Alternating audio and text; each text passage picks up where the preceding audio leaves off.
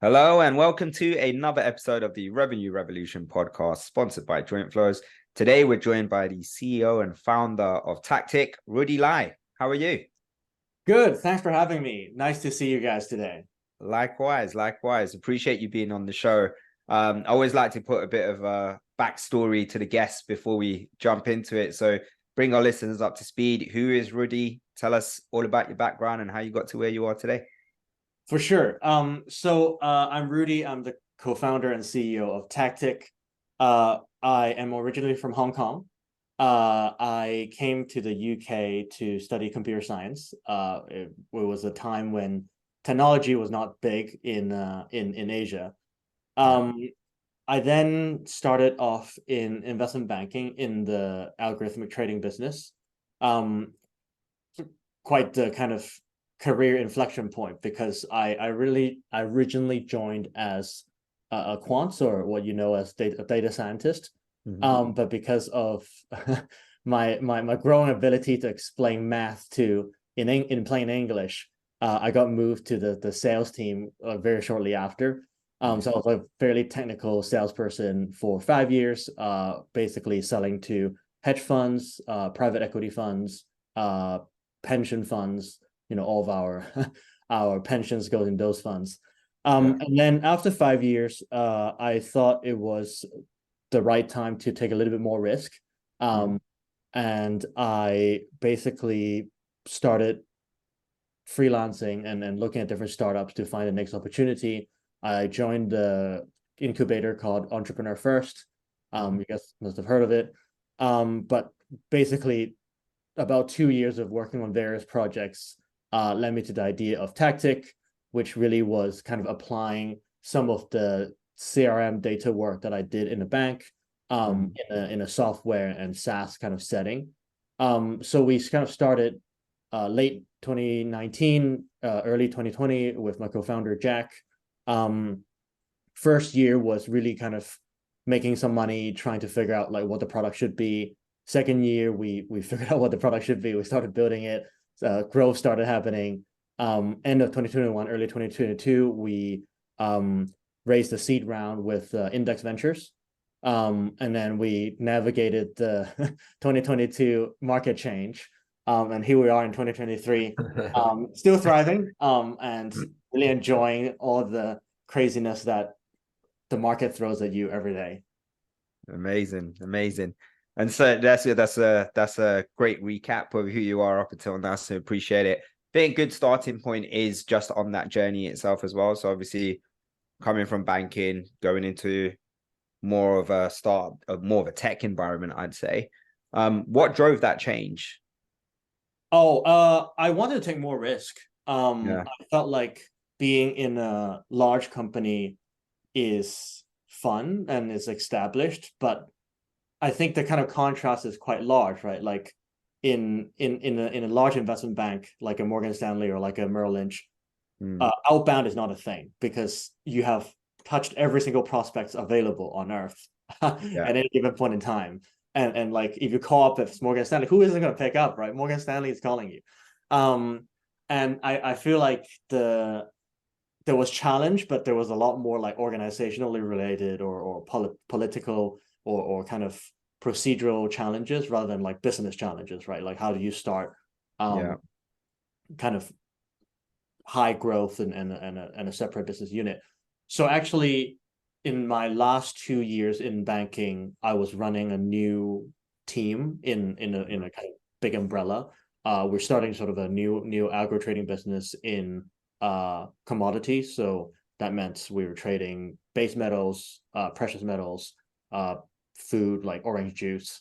So that was quite interesting, but it was, I think, doubly challenging to kind of start something new in a very established old company, especially when however fast you grow in a $10 billion business, you're always going to be a drop in the ocean, right? So I thought like, let's, I was young, let's take some risk, and that's why I made the change.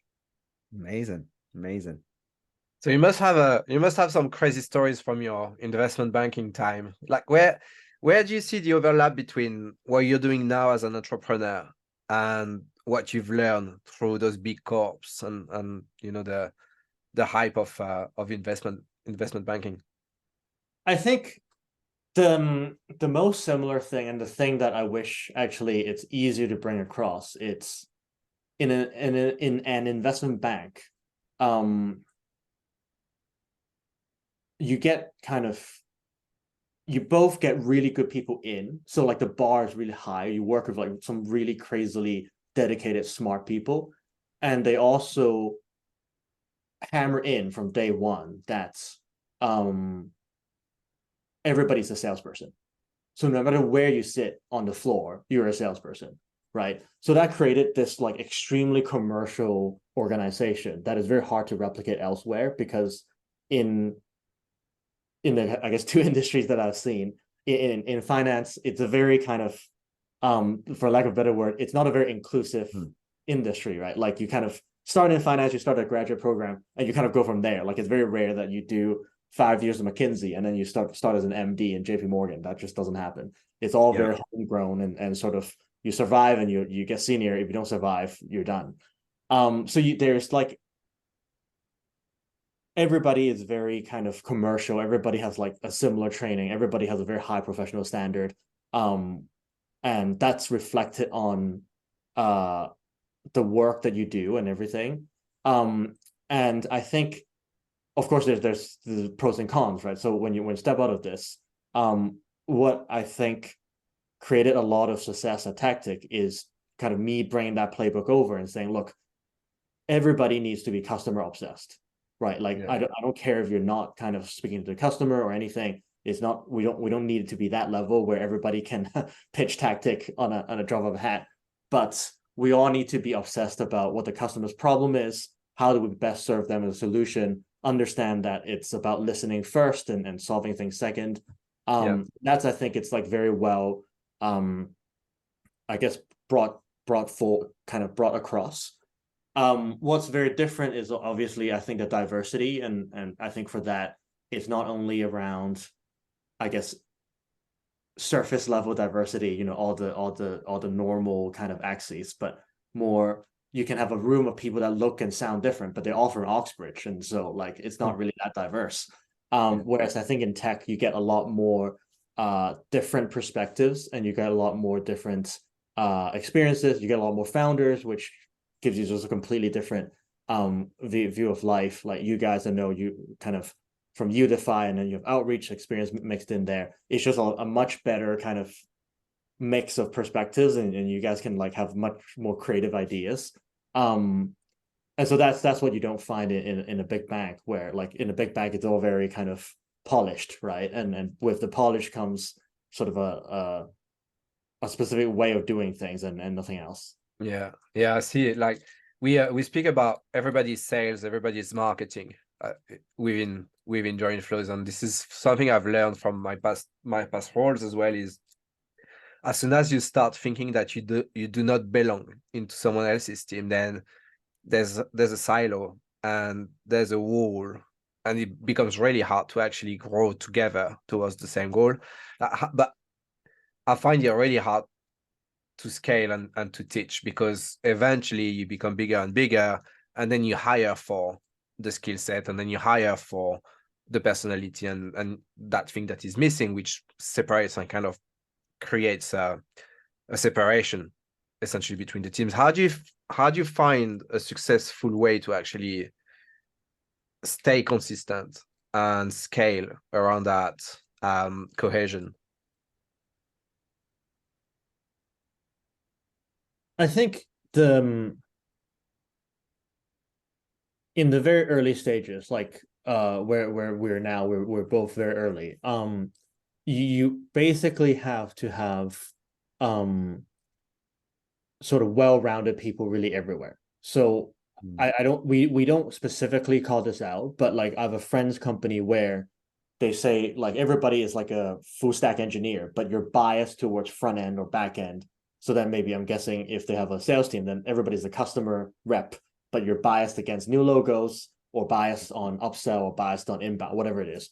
And I think early doors, you just can't have that division, like the divisions that you see even at 100-person company like can't be implemented at a 10-person company or even a 50-person company. Like you probably need to like raise your hiring bar really high and have sort of well-rounded people who are mostly growth and commercially minded, but just so happens that their skill set is data science or AI or LLMs or whatever. And so like finding those people becomes the hardest bit. It's actually a very challenging problem because you also would get to the situation where you just have this person who is very commercially minded or very kind of early stage, but they can't prospect, right? And then you put them in a like an outbound role. That's it. Like they are done and you're done, and it's not fair to either party. So it's a very tricky balance, but I would think that at the start of every small team, everybody's skill set like more or less overlaps, and you have like different kind of, I guess, strong points and the outside. And then as you get bigger and bigger, these start like the overlap starts like disappearing. But I think it's never too late to start specializing, but people do it too early. Like I've seen too many times where people do it too early rather than doing it too late. Yeah. And it's an interesting point you made. I think you guys are at 24, 25 employees now. Is that right? So obviously you've done quite a bit of scaling in the last 3-4 years or so. What's both one of the things that surprised you in a good way about that scaling process? And what's one of the things that surprised you in a bad way? So surprising in the good way and surprising in the bad way. Yeah. I would say the good way is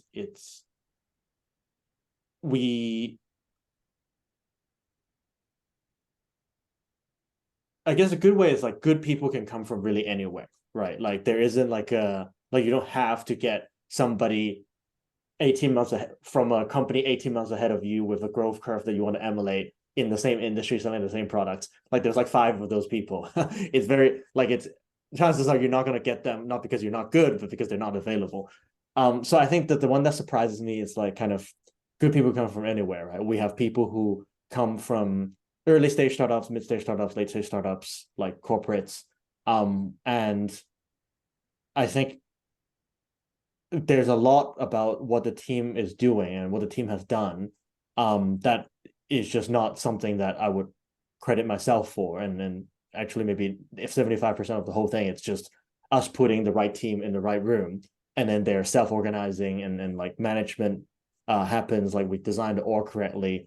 And so like I think it's quite amazing what kind of 20 people can go into a room and do themselves without like a huge amount of, I guess, supervision, which is what you want, right? But like I'm always thankful every day that it takes me less effort than I think for the team to be productive and for the team to be creative and come up with solutions that I guess it's like, because what you want is like the innovation happens without you being there, right? Like that's the key bar. I think I wouldn't say it's a surprisingly bad, but a surprisingly challenging thing, I think, is the like getting the skills right, because in an early stage company, the skills you need changes so quickly and changes with each iteration of your product market fit hypotheses. You might hire somebody with the best intentions and they're a perfect fit for what you're trying to do now, but like it may not be future proof. And it's not bad, it's just hard, right? Like, you know, your business model changes. Like, can people change fast enough with you or not? And like when they don't, like you have to be very, I guess, quick and fair to people to say, look, the fit isn't happening. We're not being fair to your career as much as just other things that we need from the team. And I think we certainly have made more than our fair share of mistakes of like acting too slow, not being direct enough, not helping enough. And I think ultimately as founders, we're responsible for our team's careers and their ambitions and their successes. And you need to be like, I guess, in front of the team and being responsible and help them out. And that's the part. Yeah. So just on that last point, how important is it to start setting up processes and documentations and things like this early on to support with that onboarding piece when you do get new starters in the business? So I think it's a mix of things, right? It depends on the role. So we're talking about revenue in this podcast. So in terms of the revenue roles, I've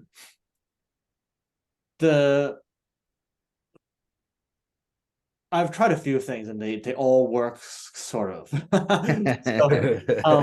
So, I think kind of onboarding is extremely important, but I would challenge, or I would say processes and documentation is not less important, but like it's debatable at the moment, right? Like you definitely want to have a plan to onboard. You want to have metric expectations.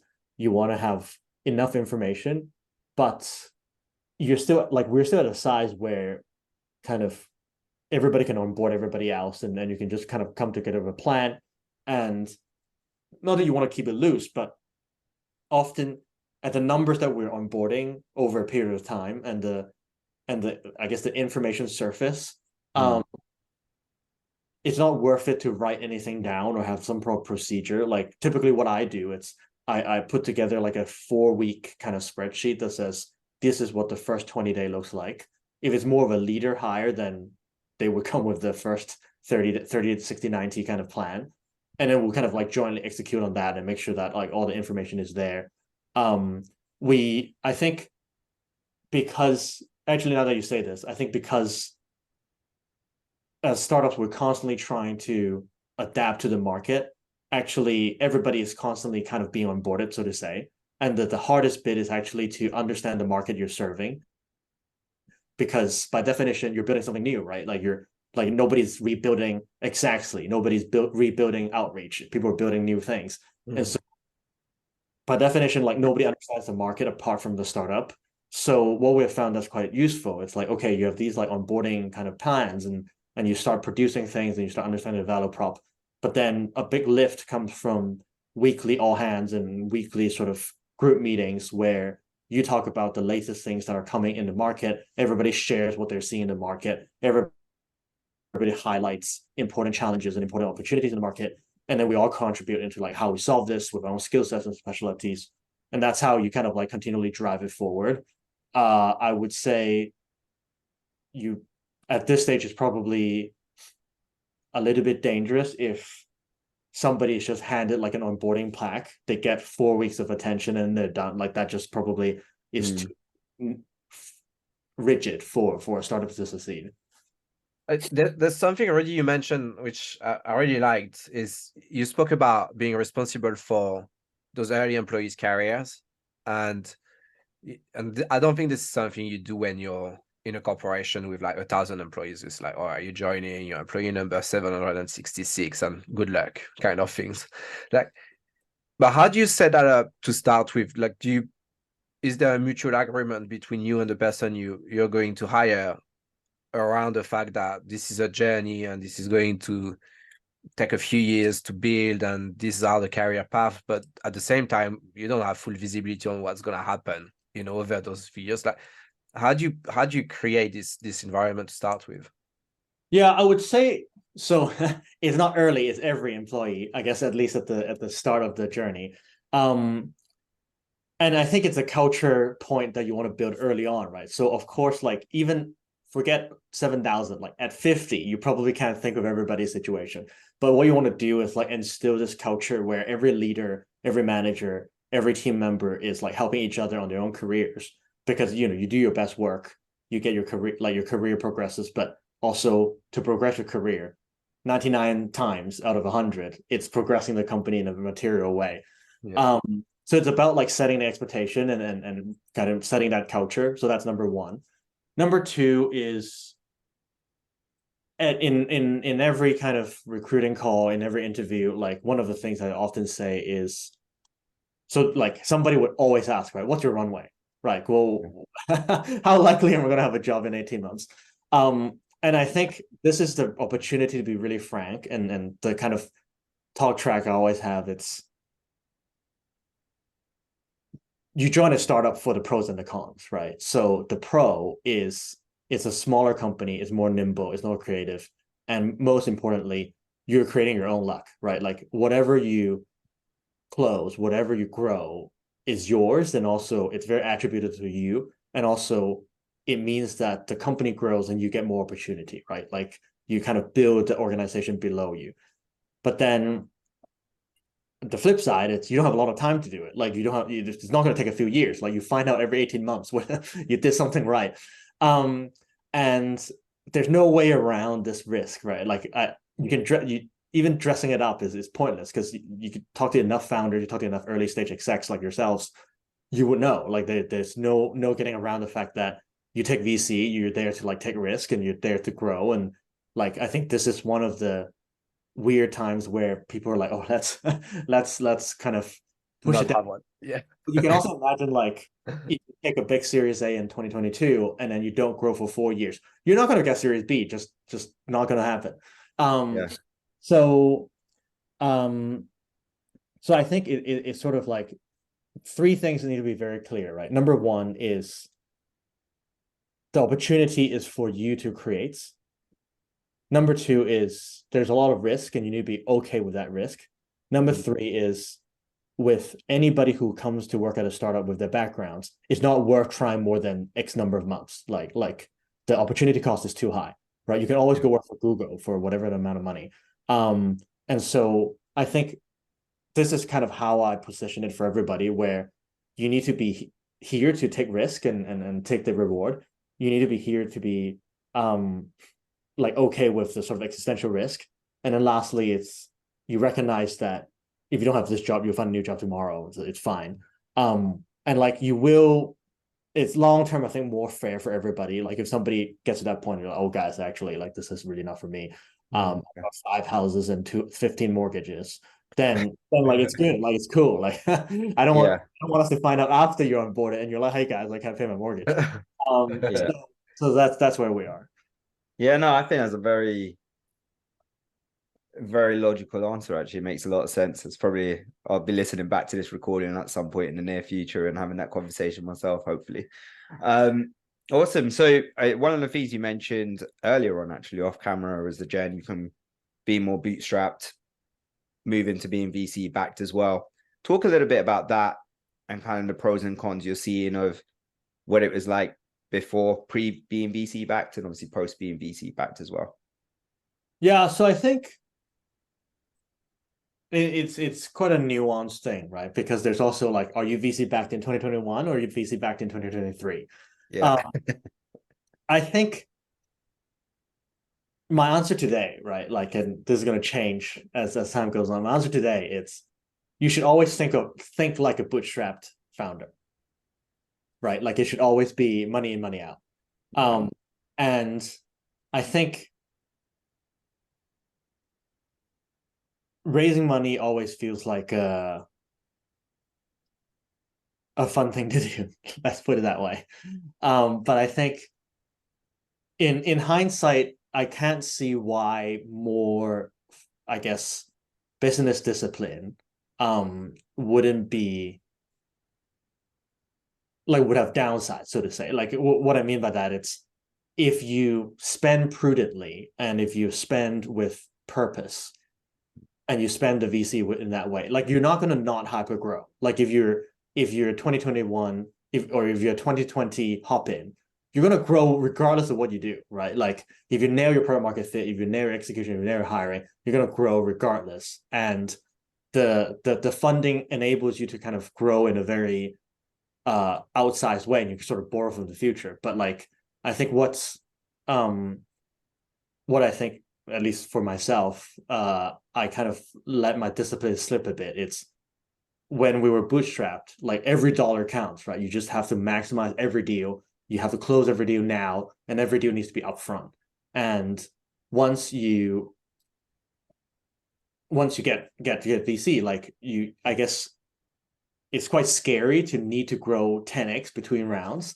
And so you're like, oh, maybe I need to do this to like change my behavior. I wanted to do that to change the behavior. But actually, what you actually needed to do is to keep playing the fundamentals and then layer in the VC to go to the next level, rather than like play a completely different game. And actually, I think this is something that they talk a lot about in sports psychology, right? Like a lot of people play differently in whatever sport, right? Poker, basketball, soccer, you play differently as you go up the ranks, or as you go to different leagues, or you play against different teams. Especially when you're playing against different teams, like you play one way when you have a very formidable opponent because you think you need to play differently, but actually what you need to do is stick to the basics.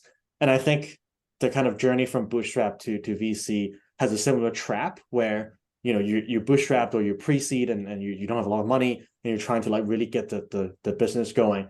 And then you kind of like get VC and then you're like, oh, there's this pressure release, but there actually isn't this pressure release. What you need to do is just continue executing on the basics, improve on the basics, and maybe scale the basics with the VC. But like, it's not a time to, I guess, change the way you have been doing things. So that's my, I guess, summary of the situation. Yeah, no, that makes sense. And is there a specific milestone that you felt you had to achieve before you started taking VC money? So hindsight is 2020.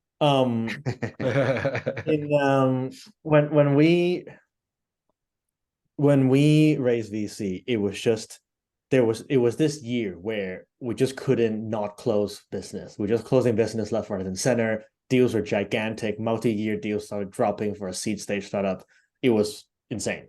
And I remember like this one week where people were calling us to help us close their own deals.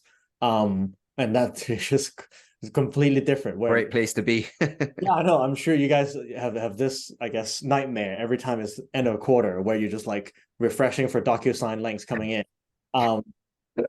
When like leading up to the seed round, people were calling us and say, "Hey, I need to sign this. Like, this is how much I have to give you. Like, send me a contract, I'll sign it." And then we send a contract. Oh, I've signed it. Thank you. And they call me back. And so like when this started happening across like 4 or 5 different customers, and the deal sizes were giant, and you're getting giant logos everywhere. I think for me, that was like sort of like a gut instinct of like, I have to raise now. So that's how like that raise kind of happened. And I think now if I look back, I would have planned it a lot more concretely. Like I would be like, okay, if I raise, because now I know what I need to deliver after I've raised the VCs. Go another time. I would be like, look, if I need to deliver this much growth with this much cash, I better get the business to this point, right? So like maybe seed, I would say I want to see 10 customers, no real customer concentration, so no customers bigger than 20%. Early kind of go to market, so like you have early pipeline, like maybe the pipeline is not very solid, but you have pipeline, and then okay, fine, that's seed. And then from seed to A, you want to see, okay, like accelerating pipeline, and like you're holding your ACV, you're holding your NRR, you're holding your NPS, and like you have like a clear path to go from that size to 10 times bigger in product terms, in market terms, in team terms, and all of these things. And you want all of these things to happen, and then you raise like A. So now like I have a very different perspective. But back then, I'm sure every entrepreneur goes through this, right? Like for some reason, fundraising is just an extremely opaque thing. Like if I ever had time, I'd go write a book about this. But it's just very opaque. Like before you raise VC, you just don't know what it is. Like you Twitter and then you're like, oh my God, like I could raise this. And then you kind of like there should be a handbook, because like it's not that complicated. You just need to like get the few basic things right. But yes, like when I first raised VC, it was I'm not going to flatter myself and say I had a plan like very kind of well nailed down. At least not compared to like how I understand the plan should be at this current moment. Yeah. So do you think that part of your decision to go VC, so I'll hand the mic back to you in just a second, I promise, but do you think part of the reason you went to VC then was because you were kind of riding the high of a wave and saying, hey, people are calling me up, like we're unstoppable right now, this is probably the time to do it if we were going to do it, like more maximizing your situation? Or do you think it was like, hey, we're here at the top of the wave, and actually if we just got this little bit, X amount of investment, we can take that next leap? So I think maybe it's a little bit in between that. Like back then, I remember I was fairly intuition driven around this thing. So the reason why I raised VC was all the evidence and all the kind of market learning enabled me to work on my vision in a way that I think this could become a 10, $20 billion business. Like I can see the path from where I was to 20 billion. And so the tool to get to 20 billion is VC, right? So like if I didn't see the path to like a giant kind of fast growing technology company that could define a category, I think I would have raised VC in a much more pretentious kind of situation. But back then, as is now, like we're executing on a game plan that allows us to get to that point, which I think warrants VC, right? Where it's not like there are a lot of products that doesn't carry that far, like, but still very profitable, right? Your restaurant train, your ed tech, your book, your some sort of course. All of these things make a gigantic amount of money. But you typically won't use VC to fund them, like maybe PE, maybe angel money, maybe it's revenue funded. Maybe it's like you do one of those like B2C borrowing things, but you won't do VC because the structure it's not the right solution. Whereas the problem we're trying to solve with unstructured data, like that seemed like a thing that VC was part of the solution, which is why we took VC at like, I mean, I say that we selected to take VC, but that's a generous way to put it. So nice. Is the expectation, because we speak about this a lot with other founders or, very early exec team members. What's the main expectation from the VC support? Is it obviously financial, but what's the second best thing? Is it the network? Right. Is it the knowledge? Is it what is it? So it's money, brand, and network. Well, I mean, everybody loves to say money isn't here. So brand and network. and what do you mean by brand? So brand can be expressed in a very simple way. I can go at any CEO on LinkedIn and I can say I'm an index funded founder, and I'll get a connect back. Right. It's as simple as that. Like Index, Sequoia, Excel, all of these guys like give you that badge. We launch on TechCrunch, which it's probably not going to happen if you're not one of these few VCs, and we definitely rode on the coattails of their brand. Like, who am I, right? I'm just one guy in London.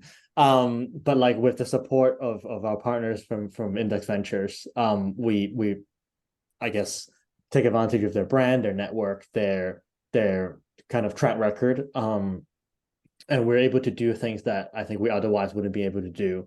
And similarly for other investors, right? Like we get to attend events, we get to meet people, and so on and so forth. I think that, but I need to this caveat this. It's like I'm a very brand and person focused kind of guy because of my background. Like I love networking. I love knowing ambitious people.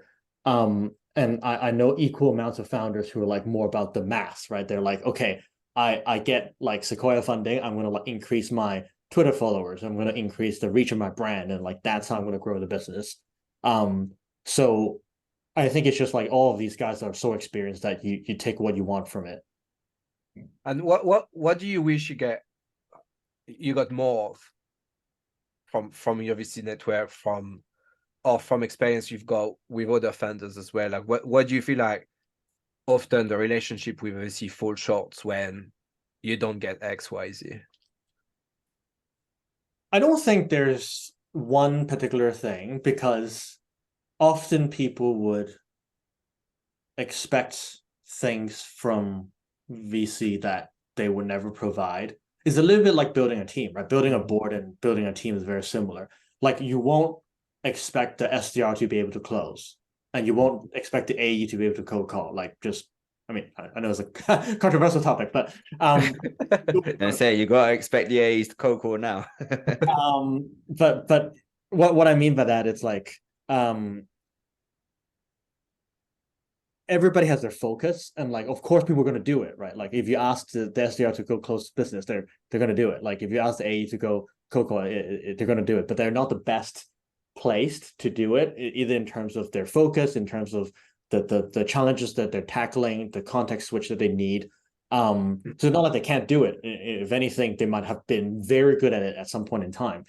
And I think similarly for when you grow like a board or you build a cap table, there are VCs where they give you the brand, they give you the access, they give you the insider information on, or not inside information, inside insights on how like high growth companies kind of operate. And then you have the guys who just have a phone book, have a giant phone book, and they don't do anything but help you make intros.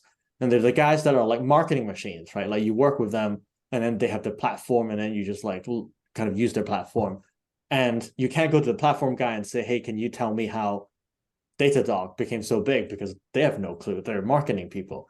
But equally, you can't go to the guys who back Datadog and say like, hey, why don't you have more Twitter followers? Because that's not what they do. So I think it's like expectations kind of get frayed when you think a VC is omnipotent, right? Like they can do everything, but they can't do everything. Like everybody has their own specialties, and and you need to, I guess, work with them accordingly. Yeah, that makes sense. And what's the biggest change you've made within the business since you became VC backed?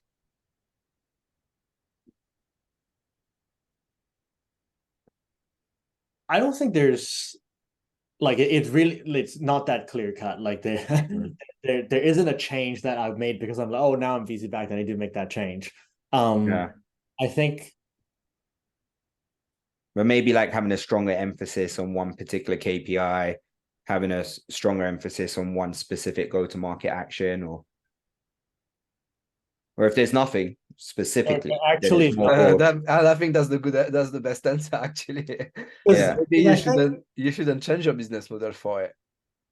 Yeah, because like as I said, it was more like I was saying to Jack before we raised. I was like, look, this is gonna be much bigger than where we are now, and like this is the plan to get there, and I'm gonna get buy-in from this about this plan and get money to fund the plan.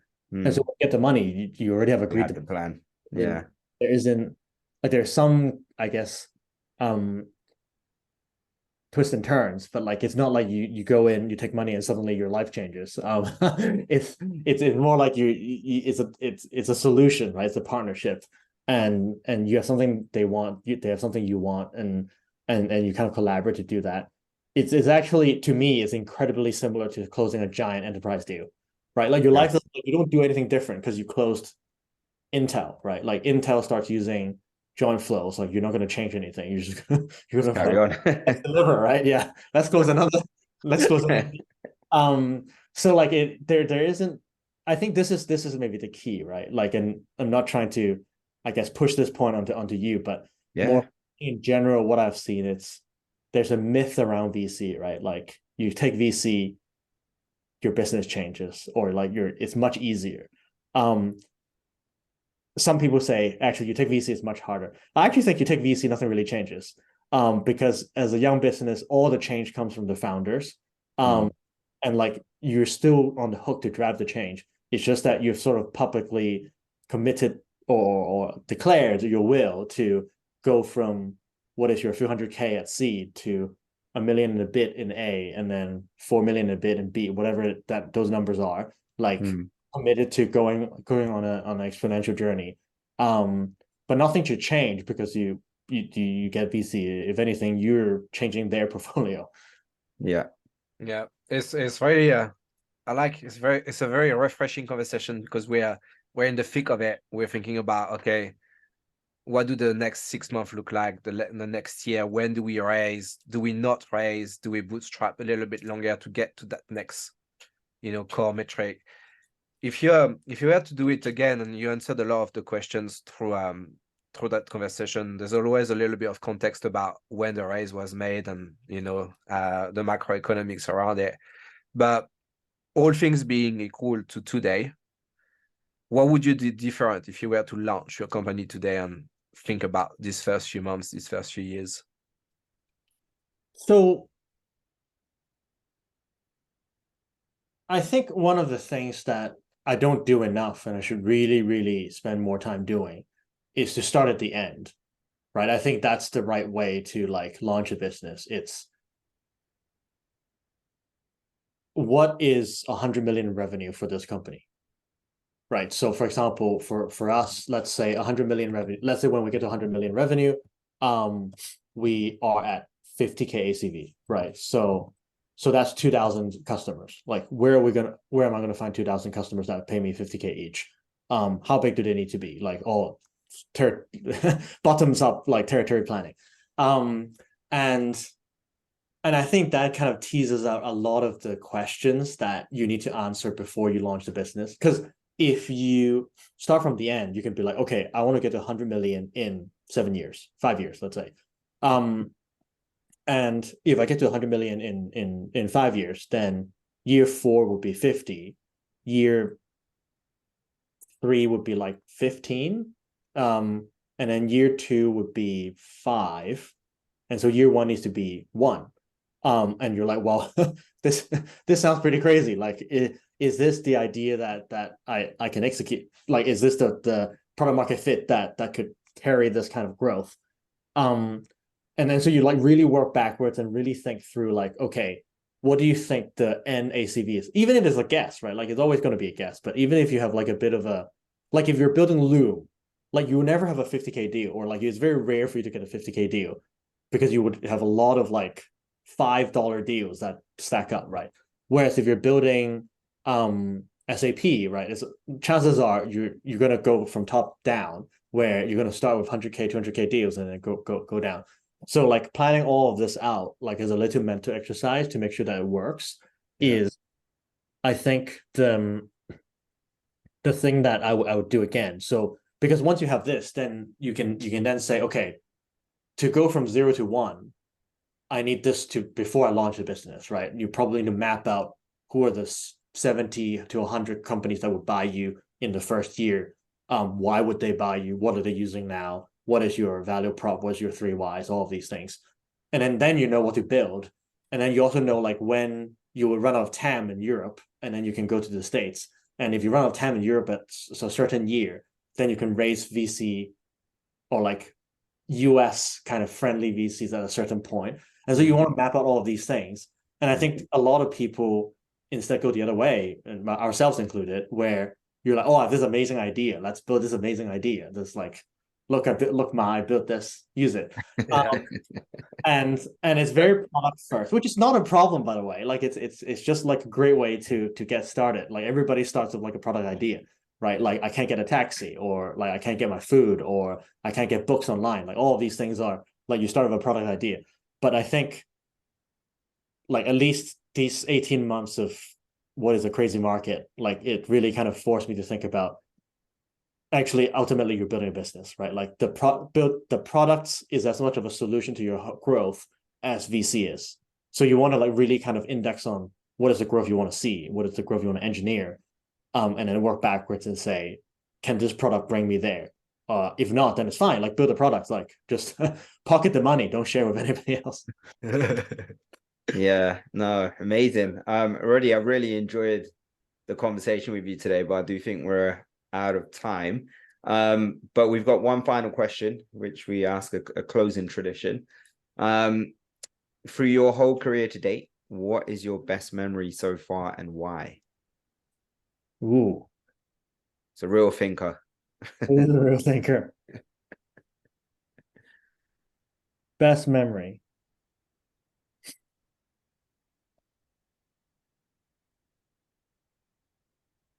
Yeah, I don't have that many memories. For me, it's quite easy. For me, it's quite straightforward. It's like 1 or 2. Oh, this What one. is yours? Rudy's got a lot of highs in his career. Yeah. No way.